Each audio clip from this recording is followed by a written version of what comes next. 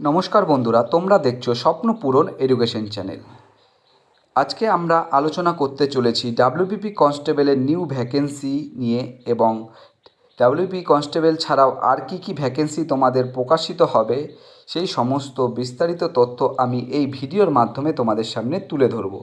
তোমরা সবাই কিন্তু মনোযোগ সহকারে ভিডিওটা দেখো এবং আমি যা যা বলছি সেগুলো কিন্তু শুনো, এবং তার সঙ্গেও আলোচনা করব তোমাদের এই মাসে কি রেজাল্ট আসতে পারে কি না সেটা নিয়ে কিন্তু আমি এই ভিডিওর মাধ্যমে আলোচনা করব। তার জন্য আর সময় নষ্ট না করে চলে যাই ভিডিওর মূল বিষয়বস্তুতে। তোমরা সঙ্গে থাকো, দেখে নাও তোমরা তোমাদের আপকামিং কি ভ্যাকেন্সি প্রকাশিত হতে পারে। তোমাদের কিন্তু দেখো 1 নম্বরে আমাদের বলা আছে, দেখো ডাব্লিউবিপি সাব ইন্সপেক্টর। এটা কিন্তু ডাব্লিউবি সাব ইন্সপেক্টর 700+ কিন্তু ভ্যাকেন্সি তোমাদের প্রকাশিত হবে। এবং ডাব্লিউবিপি কনস্টেবল, যেটা নিয়ে তোমরা অনেক দিন ধরে অপেক্ষায় রয়েছো, সেটা কিন্তু প্রায় 12,000+ কিন্তু তোমাদের ভ্যাকেন্সি থাকবে। এবং 3 নম্বরে তোমরা দেখে নিতে পারো যে কেপি কনস্টেবলেরও কিন্তু ভ্যাকেন্সি বেরাবে, যেটা কিন্তু তোমাদের 2300 ভ্যাকেন্সি থাকবে। এবং কেপি সাব ইন্সপেক্টর, যেটারও ভ্যাকেন্সি কিন্তু প্রায় 600+ কিন্তু ভ্যাকেন্সি থাকবে। তোমরা একটু ধৈর্য ধরে দেখো, আমি আগে বলে দিই তোমাদের কি ভ্যাকেন্সি বেরাবে এবং কবে বেরাতে পারে সেগুলোও কিন্তু তোমাদের জানিয়ে দেবো এই ভিডিওর মাধ্যমেই। 5 নম্বর তোমরা দেখে নাও আবগারি কনস্টেবল, এটাও কিন্তু অনেকটাই বেরাবে, 3000+ কিন্তু ভ্যাকেন্সি বেরাবে। এবং আবগারি সাব ইন্সপেক্টর, এটাও কিন্তু 400+ ভ্যাকেন্সি তোমাদের বেরাবে। এই 2026 সালে কিন্তু এগুলো সব ভ্যাকেন্সি বেরাবে। তোমরা কিন্তু এখনও যারা পড়াশোনা করছো না বা পড়াশোনা করবে ভাবছো, তোমরা কিন্তু পড়াশোনা শুরু করে দাও। তোমাদের এই সব ভ্যাকেন্সিগুলো কিন্তু দেখো WBP constable, sub inspector, KP constable, KP sub inspector, তোমাদের কিন্তু যে নতুন যে ডাব্লিউবিপি কনস্টেবলের যে ভ্যাকেন্সি, যেটা জয়নিং ডেট ঘোষণা হয়ে গেলেই কিন্তু তোমাদের এই সব নোটিফিকেশানগুলো প্রকাশিত হয়ে যাবে এবং ফর্ম ফিল আপও শুরু হয়ে যাবে। এগুলো কিন্তু তোমাদের নতুন জয়নিংয়ের পরেই কিন্তু ডাব্লিউবি কনস্টেবলের জয়নিং পরেই কিন্তু এইগুলো প্রকাশিত হয়ে যাবে এবং তোমাদের ফর্ম ফিল আপও শুরু হয়ে যাবে। তাই এখনও যারা ভাবছো ভ্যাকেন্সি আসবে কি আসবে না, তারা কিন্তু পড়াশোনা শুরু করে দাও। ভ্যাকেন্সি তোমাদের এই 2026 সালেই আসবে। তোমাদের আর 1-2 মাসের অপেক্ষা, তারপরেই কিন্তু এই ভ্যাকেন্সিগুলো আসবে। এবং তোমাদের রেজাল্ট সম্বন্ধে বলতে চাই, তোমাদের কিন্তু রেজাল্ট এই মাসে আর প্রকাশিত হবে না বন্ধুরা, এটাই সত্যি কথা, এই মাসে প্রকাশিত হবে না। আমি জেনেই বলছি, তোমাদের কিন্তু না জেনে বলছি না। ভোটের পরেই তোমাদের কিন্তু রেজাল্ট প্রকাশিত হবে। আর 2 মাসের অপেক্ষা, তোমাদের কিন্তু রেজাল্ট প্রকাশিত হয়ে যাবে ভোটের পরেই। এবং তোমাদের পুলিশ হওয়ার স্বপ্নও পূরণ হবে। আর 2 মাস অপেক্ষা করে যাও, তোমাদের ভোটের পরেই রেজাল্ট প্রকাশিত হয়ে যাবে। এবং ভোটের রেজাল্ট প্রকাশিত হওয়ার পর, ভোটের পরেই তোমাদের এই সব ভ্যাকেন্সিগুলো কিন্তু চলে আসবে। বন্ধুরা, তোমাদের কিন্তু আমি ডাব্লিউবি কনস্টেবল 2021-22 নিয়োগের কিছু তথ্য তোমাদের সামনে তুলে ধরবো। আমার এই কথাটা কিন্তু তোমরা মনোযোগ সহকারে সবাই শুনবে আশা করি, এবং তোমরা সবাই বুঝতে পারবে আমি কি বলতে চাইছি। আবেদন কিন্তু ডাব্লিউবিপি কনস্টেবল 2021-23 কিন্তু আবেদন করেছিল প্রায় 9 লক্ষ জন ক্যান্ডিডেট। প্রায় 9 লক্ষ জন ক্যান্ডিডেট কিন্তু তোমাদের আগের যে নিয়োগ প্রক্রিয়া হয়েছিল তাতে কিন্তু অ্যাপ্লাই করেছিল। এবং তখন কিন্তু প্রিলিমিনারি পরীক্ষা ছিল, প্রিলিমিনারিতে কিন্তু পাশ করেছিল 1 লক্ষ জন। প্রায় 1 লক্ষ জন কিন্তু প্রিলিমিনারিতে পাশ করেছিল। কারণ প্রিলিমিনারির পরে তোমাদের মাঠ ছিল, ডকুমেন্টস ভেরিফিকেশান ছিল, তারপর মেন্স ছিল, তারপর ইন্টারভিউ হয়েছিল। এবং প্রিলিমিনারিতে পাশ করেছিল 1 লক্ষ জন।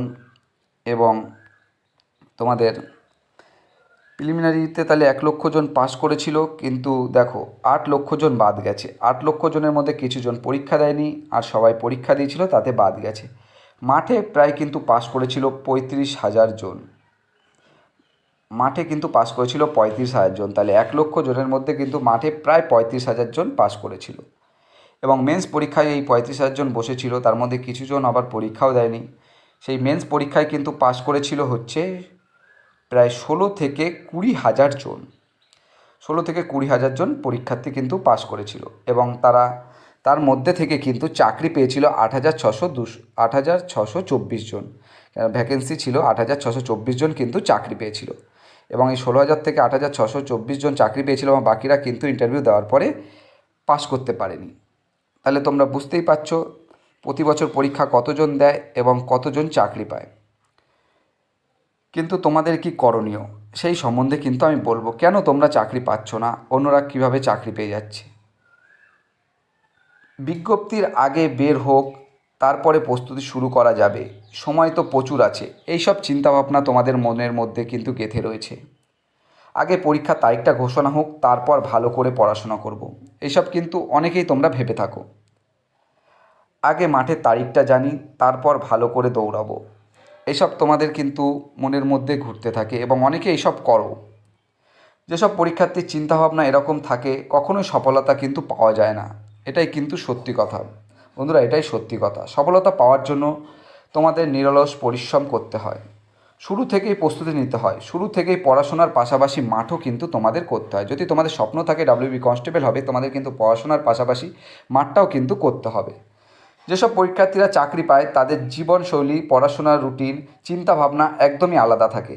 যেহেতু পুলিশ পরীক্ষার অনেকগুলি ধাপ থাকে, সেহেতু অনেকটা সময় ধরে নিজেকে মোটিভেটেড করে রাখতে হয় তোমাদের কিন্তু, এবং ধৈর্য সহ্য করে প্রস্তুতি চালিয়ে যেতে হয়। সুতরাং আগে থেকে প্রস্তুতি না নিয়ে পরীক্ষার সময় হা হুতাশ করলে কোনো লাভ হবে না। শেষ কথা হলো এই যে পুলিশ চাকরি পেতে হলে আগে থেকেই পড়াশোনা শুরু করতে হবে এবং মাঠও প্র্যাকটিস করতে হবে।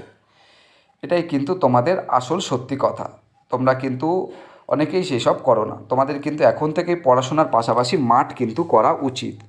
এটা আমার তরফ থেকে তোমাদের বলবো, তোমরা এখন কিন্তু সময় আছে, পড়াশোনার পাশাপাশি কিন্তু মাঠ শুরু করো।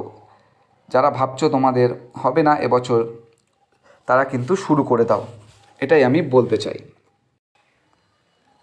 এছাড়াও বন্ধুরা বলতে চাই, তোমাদের যে আবগারি কনস্টেবল এবং সাব ইন্সপেক্টর পরীক্ষায় যে বাংলা সিলেবাসটা রয়েছে, কি কি সিলেবাস আছে, সেগুলো কিন্তু তোমাদের এই ভিডিওর মাধ্যমে আমি জানিয়ে দিচ্ছি।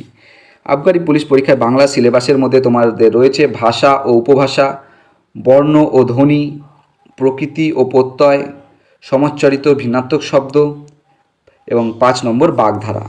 এগুলো তো আছেই। এর পাশাপাশি রয়েছে সন্ধি বিচ্ছেদ, এক কথায় প্রকাশ, লিঙ্গ পরিবর্তন, কারক ও বিভক্তি, সমাস,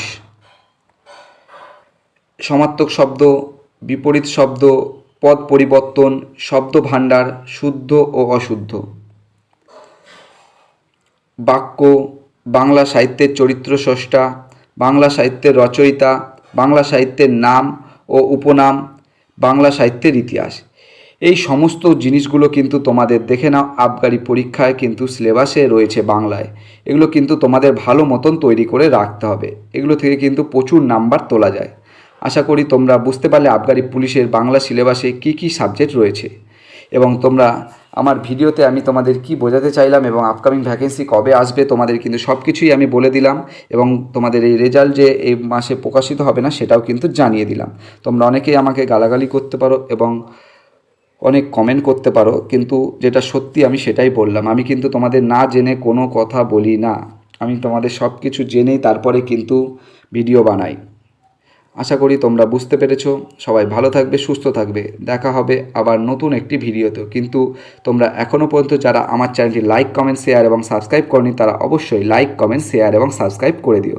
সাবস্ক্রাইব করে বেল আইকনটি প্রেস করে নিও, তাহলে এরকম পুলিশের পরীক্ষায় কবে ভ্যাকেন্সি বেরাচ্ছে, কবে রেজাল্ট বেরাচ্ছে, এই সমস্ত তথ্য তোমরা খুব সহজেই জানতে পেরে যাবে। সবাই ভালো থাকবে, সুস্থ থাকবে। সবাইকে অসংখ্য ধন্যবাদ।